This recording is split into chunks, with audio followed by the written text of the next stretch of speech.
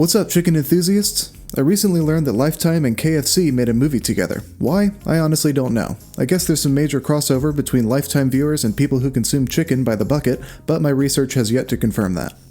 Apparently it was written and directed by Gene, who I imagine looks something like this, and it's called A Recipe for Seduction, which sounds like Gordon Ramsay's guide to picking up women.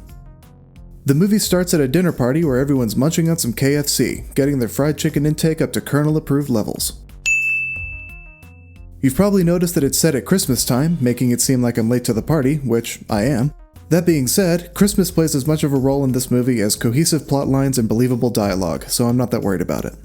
The dinner party is hosted by Bunny, whose daughter is Jessica, who's dating Billy. Everything seems to be going well, but then we see that there's some tension between Billy and Jessica. Right, sweetheart? Yes, it couldn't be more perfect. Kind of a weird response to a simple question from someone you're dating, but who am I to judge? Maybe there was a huge argument earlier about whether to get original recipe or extra crispy chicken. Anyway, things get much more awkward a few seconds later. Jessica, sweetheart, I am madly, wildly, certifiably, insanely in love with you. Would you do me the greatest honor? Oh my God. And marry me? Billy, I'm speechless. Billy looks stunned. It's as if someone finally broke the news to him that he looks much more like a Chet than a Billy. Well, when you get your speech back, a yes would be nice. Why are you putting me in the spot like this? I'm sorry? Jessica, what are you doing? I'm sorry, everyone. I need some time to think.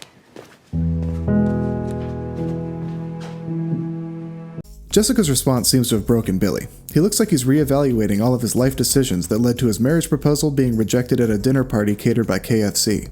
Or maybe he realized that there's no chicken and no bones on Jessica's plate, so either she's a lunatic that doesn't like KFC, or she ate the bones like giraffes apparently do.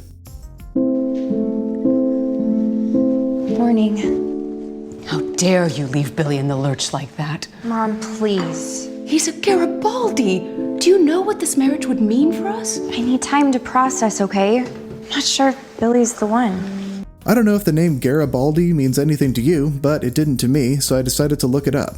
All I found was this guy whose middle name was Maria, and this thing called a Garibaldi biscuit that looks like someone wearing cleats curb-stomped a Fig Newton.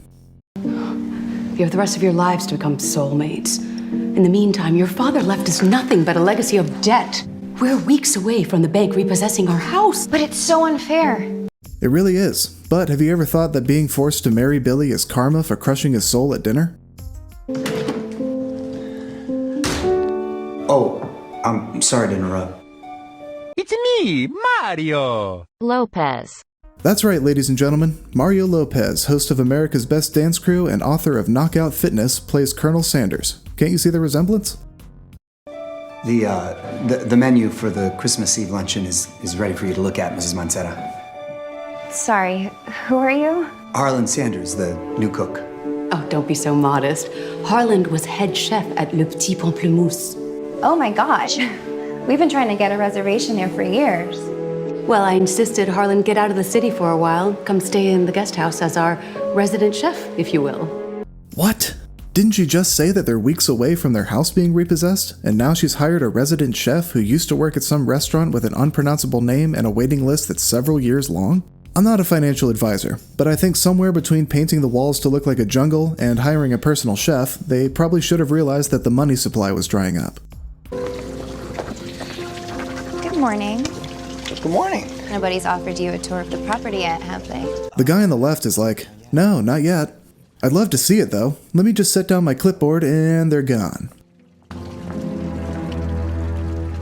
I'm gonna summarize this part. Basically, Jessica and Harlan are talking and Harlan mentions that he has a secret recipe that he hopes will change the world. Then, Billy shows up mad as hell because Jessica ignored his phone call, and then he calls Harlan a crouton.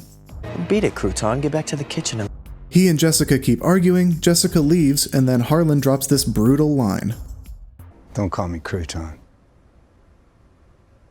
And then we see Jessica on the phone with her friend Lee. So, did you decide what you want to do about Billy? No, not yet. Want to hear something crazy? I think I'm falling for the new chef, Harland. No surprise there. You'd be hard-pressed to find a guy with a dreamier name than Harland. I can't explain it. He's so compassionate and handsome and ambitious. He told me he has a secret recipe that's going to change the world. I'm starting to suspect that Harland shouldn't have told Jessica about his secret recipe. She's as good at keeping a secret as Billy is at keeping his entire body warm and not just a V-shaped section of his torso. After a long day of yelling at his girlfriend and calling people salad toppings, we find Billy getting blitzed at the local country club. Bunny, is Jessica with you? No. Of course not, Billy. She's busy hanging out in the world's most lavender room. Jessica is falling for Harlan Sanders, of all people. Harlan's the cook?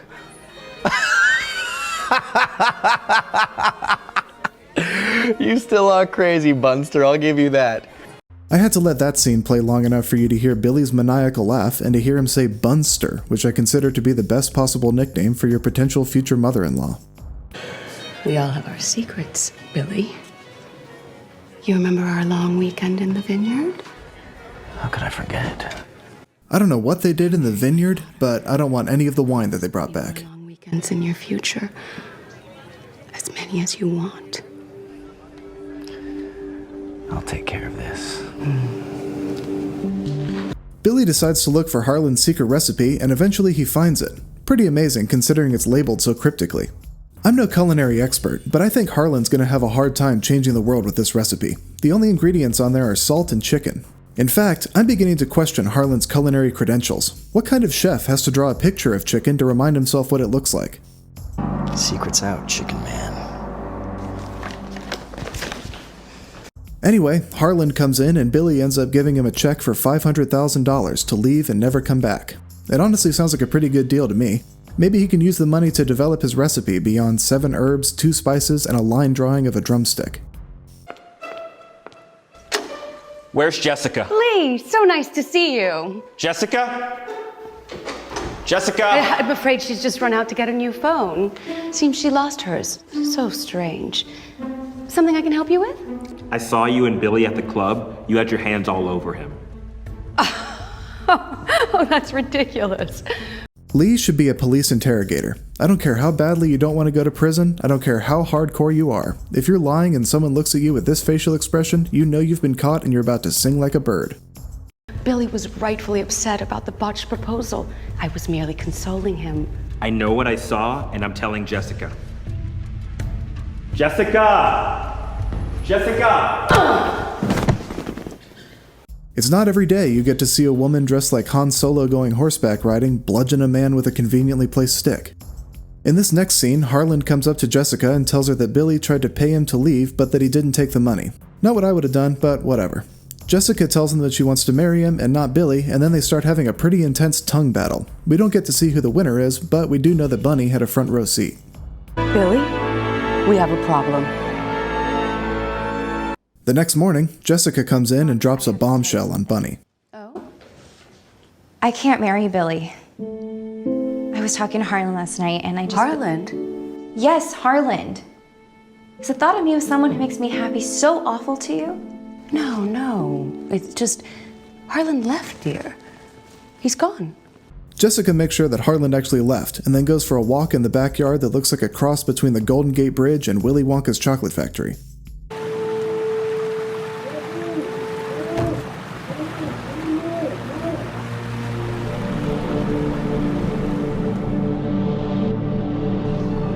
Hello? Harlan! Sorry to pause at such a dramatic scene, but I've replayed this part like 10 times and I can't figure out what Harlan's trying to say. It sounds like he says, smoke that damn joint. I don't remember learning that Colonel Sanders was a stoner, but I guess I haven't reached that chapter in the KFC lore. Billy, what the hell are you doing? Getting rid of this slow life. He's ruining everything! Him and his godforsaken chicken. Billy's gone crazy. Lee's escaped. What do you mean Lee's escaped? Just kill him already! Mom! You should have accepted my offer to get lost when you had the chance.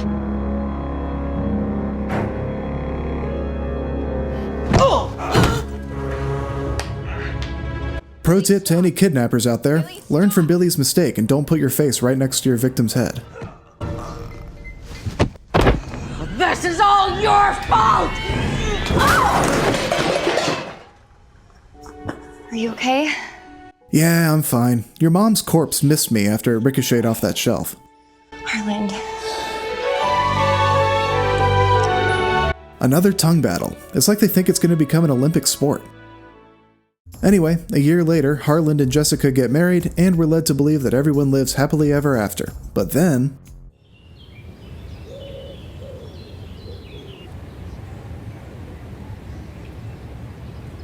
You have a visitor today, Mrs. Mancera. Please don't be Billy. Please don't be Billy. Please don't be Billy. Please don't be Billy. Please don't be Billy. Hello, buddy. Damn it, it's Billy. Well? I found them.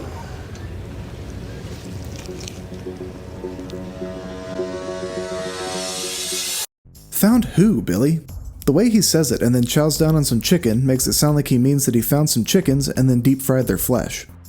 Anyway, the movie ends there with a hint at a possible sequel. Plot holes aside, I hope that you enjoyed this look at KFC and Lifetime's movie.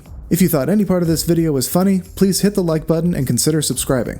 Also remember to share the video with your friends and family. If you didn't like it, share it with them anyway so that they can also be confused about the role that fried chicken plays in a romance movie. Thanks for watching.